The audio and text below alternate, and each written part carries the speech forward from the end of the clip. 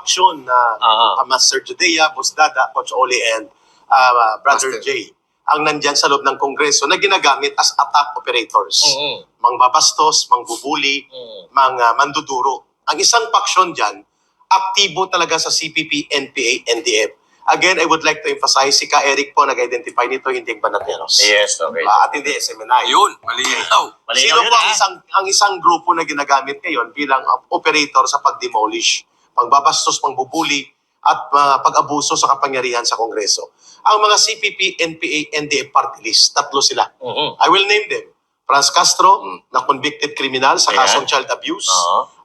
Si Raul Manuel, si Arlene Brosas. Ito sila ay mga aktibo na mga operatiba at until now they belong to the Communist Party of the Philippines and therefore they are also part of the entire operations of the CPP, NPA, NDF. Ang pangalawang grupo, isa lang pala siya. Isa lang yun. Pero barkada siya ni Akop. Ito ba yung sinipa? Ito yung sinipa ng NPA. Dati siyang NPA kaya sinipa siya. Dahil naging bodyguard siya ng mga asyendero at ng mga politiko sa Negros. Ay, balimbing! Oo. So NPA siya dati at sinipa at nagbuo ng grupo na tinatawag na RPA ABB. So, parte na siya ng kalaban na ng NPA. Kalaban. Aminin ko sa inyo, isa yan sa primary target namin noon ng National Operations Command ako. Ang inabot ang boss niya, si Arturo Tabara, dito sa SM Fairview na assassinate. Ang isa si Romulo Quintanar. While Quintanar was the general commander of the NPA before, he was not part of the RPA ABB. Tapusin ko lang, Coach Oli, Sige.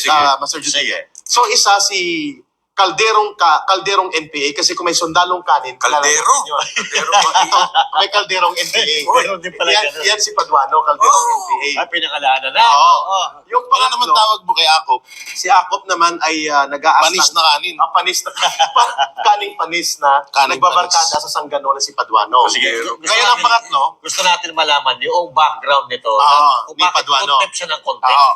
may pangatlo pa doon kanina na bloke. Sige. Nakalusot. Ito naman ang mga hilaw na komunista. Ang mga hilaw na komunista ay sinipa din sa CPP, NPA, NDF. Itong grupo ng Akbayan. Nako. So tatlo yon. Hindi yan magkakasama sa isang organisasyon. Nagpapatayan dati yan sa panahon ng 1994 hanggang mga year 2000. Kaya Eric, maputol ko yung Sige. Akbayan yung kasama nila Dilima, di ba? Dilima at Na- Ontiveros. Oo, okay. Ang tawag naman doon mga hilaw na komunista. Ilaw pala yung mga yan. Kasi walang NPA ito. According kay Kaya. Kay Eric. So, pwede rin tawaging impostor na aktivista. Ayun. Hilaw na komunista, impostor na aktivista, kasi wala silang NPA. Yes. Pero gusto din nilang guluhin ng gobyerno. Ito naman ang CPP, NPA, NDF, nagkukunwaring walang NPA pero kasama sila. Ayun. Yan naman ang mga nasa communist terrorist group na napangalanan na ng gobyerno ang kanilang organisasyon. Yung isa kanina, ito yung pinakamabangis na Rottweiler sa loob ng Rottweiler? Congress. Sorry, Boss Dada. Sige. Pitbull. Ang pangalan niya ay si Paduano. Nako po. So may tanong si Coach Oli, si Master Judea, Brother Jay and Coach Oli, and Master Boss Dada, bakit tinatawag ni Ka Eric na Kalderong NPA? Yan. Si Yan yung mapaliwanag. Paduano. Paliwanag mo. Anong role niya dyan sa loob? Okay, sige. Si Paduano po ay kilala ko po ang background nito sapagkat isang region kami pinanggalingan. Sa Western Visayas din po. Siya ay Negros galing, ako ay Iloilo. Iloilo City. So pag sinabing Western Visayas po, ito ay binubuo ng mga probinsya ng Iloilo, Antique, Capiz, Aklan, Guimaras, Yun. and Iloilo City, including Negros Occidental, Bacolod City. Yun. Na ngayon ay Negros Island na. Yun. Okay. Doon siya nanggaling. So noong mga 1980s, hindi pa po ako NPA, hindi pa ako CPP. Ang kanyang kakolektiba, ibig sabihin isang unit sila, naatasan sila na magsagawa ng urban operations. Ang tawag dyan ay partisan operation. Armed City Partisan. So dineploy sila na may birahin silang target na pulis sa Paglaom Sports Complex sa Bacolod. Nako. So ito yung mga early 80s, no? Papatayin nila. Naatasan siya na siyang bibira. So team of 3 yata sila. May dalawang backup siyang birador. Birador pala. Oo. Nang bumunot siya ng kanyang 45, ayon sa kwento ng team na yon na naabutan ko sa Panay Island, na galing Negros, ang pangalan na gamit niya na noon ng sa RPA na siya Karapali Luwalhati. Kasi mahilig sa luwalhati. Yun, itong birador na to. Itong napakilalang birador. Sino to ulit? Para alam nila. Si Paduano. Boy Contempt Paduano. Boy Contempt. Si Calderong NPA. Kaya nang bumunot siya ng baril, lumingon yung pulis at bumunot ng... May baril din ng pulis. sa sobrang tapang niya, nabitawan niyang 45. Ninervyos! Oo. Dinaga. Kaya pala. Dinaga. Kasi, Oo. ito sinasabi ko to, pag binibigyan ko ng ano yung mga galawan ni Paduano, lalong-lalo na nung nakaharap niya si PRRD. Yes. Kung mapapansin nyo, kasi ito, gawain po ng isang nervyosong tao, yung hindi mapakali. Hindi! Mga ganun-ganon. Mga ganyan-ganyan. Kadalasan kasi ginagawa ng mga nervyosong tao yan. Yung parang Tsaka, uneasy ka. about naman doon sa pagiging balimbing ni Paduano, totoo. Kasi may kita naman natin ngayon, tingnan mo siya yung Overexcited. Overacting. Overacting doon sa Tama. Jay, ang Congress. sinasabi ni Jay doon na pagka-nervyuso niya, nang kung hindi nagkaroon ng backup, ang team na yon patay siya. Kasi ang bumira sa pulis, hindi siya. Bitawan niyang 45 niya eh. Muntik pang tumakbo. Sayang, no? Kung So, wala ang bumira siya, sa kanya, ang bumira yung ang kasama niya. kung wala siyang kasama, yari siya. Ayun ang problema niya. Sapagkat gusto niya i-project na siya ay matapang. O siyang ginagamit nila Akop. Iwan ko kung bakit naniwala at believe si Akop sa kanya. So ito, Ito may gusto ko ikwento dyan ha. Ito yung problema ngayon dyan kay Paduano, brother. Sapagkat gusto niya ipalabas na siya ay matapang di prinsipyo. Pero sinipa yan ng CPP, NPA, NDF sapagkat nagbabodyguard sa mga asindero at mga Ayun. politiko sa Negros. Ayun. Ang isang naging bodyguard sila at bumuo ng kanyang party list at nag-finance dahil kalaban ng NPA noon sa Negros, si late Danding Cuangco. nako. Now, ang abang lingkod party list niya ay pinunduhan nila Danding Cuangco at ng mga asindero laban sa NPA. So nagtinarget yan ng NPA si Paduano, nanalo sila noong 2013 I think. Hindi yan nagpapakita, nagtatago yan sa office ni Albi Benitez. Nako. Kahit na sa kongreso na siya, hindi siya Tumatago. nagtatago kasi at that time, active pa ang order na pirahin siya ng NPA. So alam ko kung anong background nito. Sayang. Ibig sabihin ngayon, magkakasama na sila ni Franz Castro, ni Raul Manuel at nila Arlene Brosas, posibleng sila ay nagkaroon ng tactical alliance Nako. kasama ang mga hilaw na komunista at mga impostor na aktivista. Kay Eric, baka ano na yan, baka nasa grupo na nila Brosas, nila Castro yan. Walang formal na pagbabalik sa isang organisasyon, pero mayroon silang common enemy at common O kaya baka nagbuo sila ng Alliance. sarili nilang grupo. Hindi pwede. Hindi rin pwede. Nagbuo lang sila ng common agenda. Mm. Yung common agenda nila, wasakin ang matapang at decisibong liderato ng mga Duterte. At dubli-kabi sila, lagaring hapon. May pundo na, may kita pa. Ayun. At the same time, nakakapagpostura sila as if they are crusaders sa loob ng Kongreso. Yun. Well, in fact, hindi. Sila ang mga numero. Kung may banateros, mayroong sabotaheros.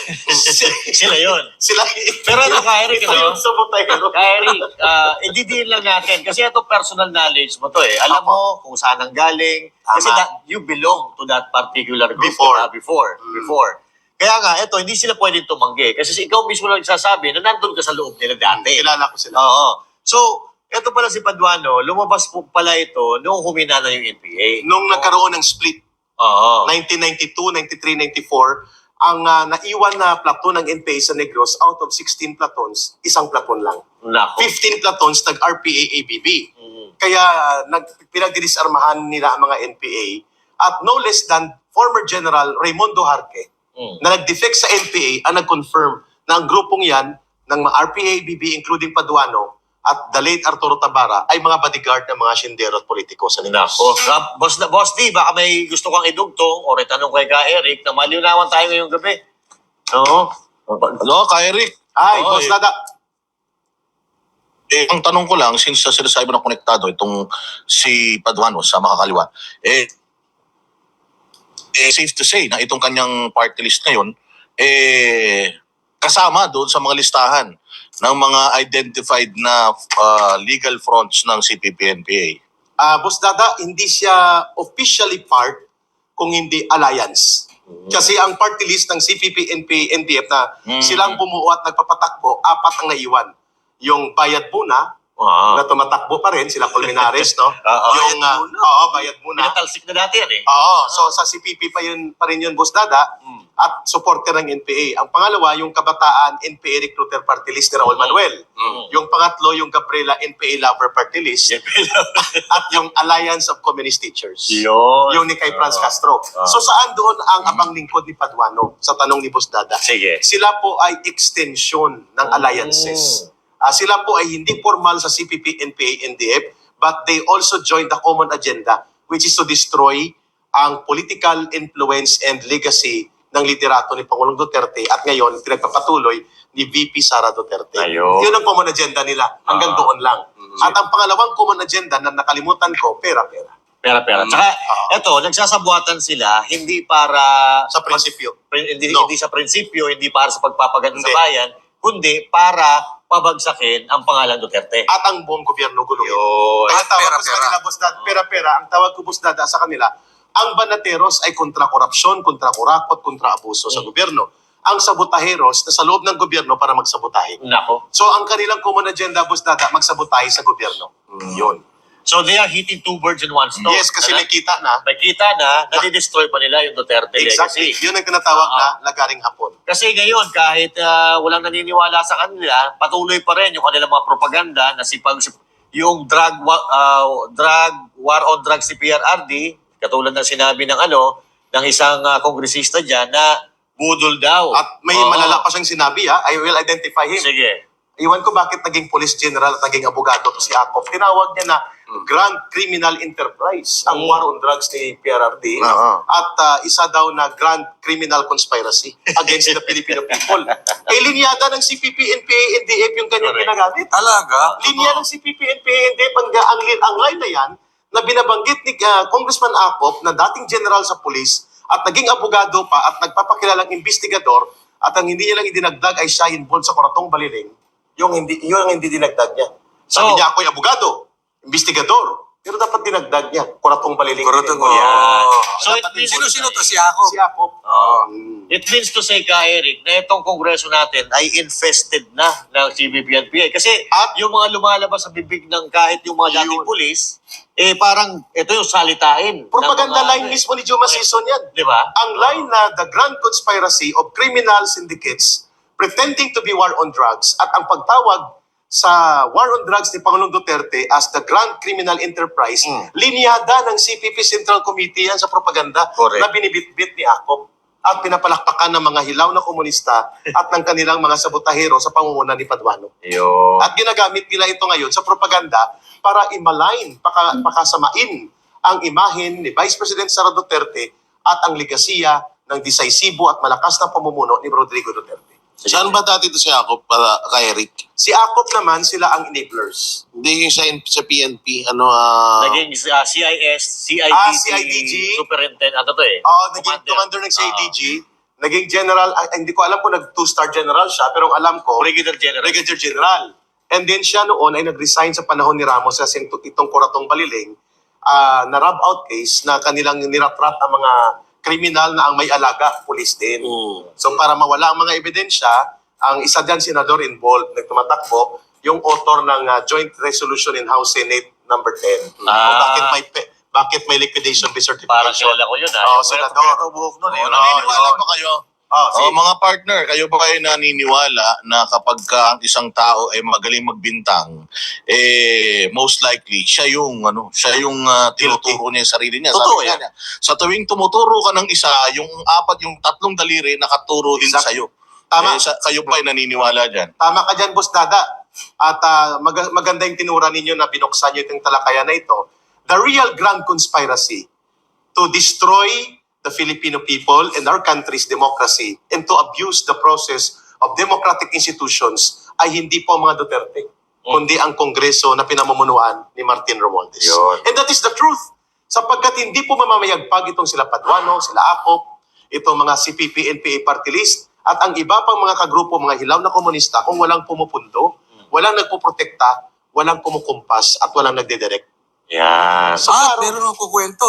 Ngayon daw, ang death anniversary ni Joma Sison. Oo, tama ka. December Saktong dating mo rin. 16. Yes. Ngayon. At Congratulations. Ay, happy anniversary. Death anniversary. At malamang ngayon ang mga komunista Sorry. at ito po hindi po ito lingid sa kalaman ng taong bayan. Naglulupasay po ang mga komunistang mga nagpapakilalang hindi kami komunista, hindi kami NPA, nang mamatay si Joma, bumaha ang luha nila sa entablado sa UP. So magbibigay ng parangal at ngayong gabi ang mga komunistang mga terorista na nagkukunwaring party list ay nandun, nagbibigay pugay sa 1-year death anniversary ni Joma Sison. Kaya pala may concert kagabi. Yes, sa Malacanang. Eh Oo. parang nagsabay-sabay na sila eh, no? Parang may alliance talaga. Tama yung sinabi mo eh. Oo, alyansa ito ng mga conspirators. Tama si Oo. Boss Daday. Oo. Yung nagtuturo na gumawa ng masama sa bansa na hindi naman tanggap ng taong bayan, ay siya ngayon ang nabubulgar na gumagawa ng pananabotahe upang magkagulo ang bansa, magkaroon ng mga hidwaan pang politika, lumala ang paglaganap ng krisis sa kabuhayan at ekonomiya, at tumitingkad ang mga bangayan sa politika dahil silang may gawa. Bakit? Kapag nangyari po yan, mananatili po ang pagkontrol nila sa poder, at itong mga komunistang terorista ay mananatili po sila na sila ang magmamaniobra ng mga kaguluhan habang nagpapalakas ng armadong puwersa nila. So ulitin ko lang, Jay, Dada and Coach Oli and Master Judea, hindi sila isang grupo. Oo. Pero ang may pinakadelikado dyan na nasa bahagi ng alyansa ay ang CPP-NPA-NDF sapagkat may armadong grupo. Yes. Ito si Paduano, hindi. Wala na siyang armado, pero siya ay bodyguard na at bata-bata ng mga politiko, kagaya ng barkadahan nila ni Akop. At ang mga hilaw na komunista, pera at pondo ang nagpapagalaw sa kanila para maging bahagi ng sabotahe campaign. Ayun. Nakakatakot pa dito, no? Hinahayaan ng gobyerno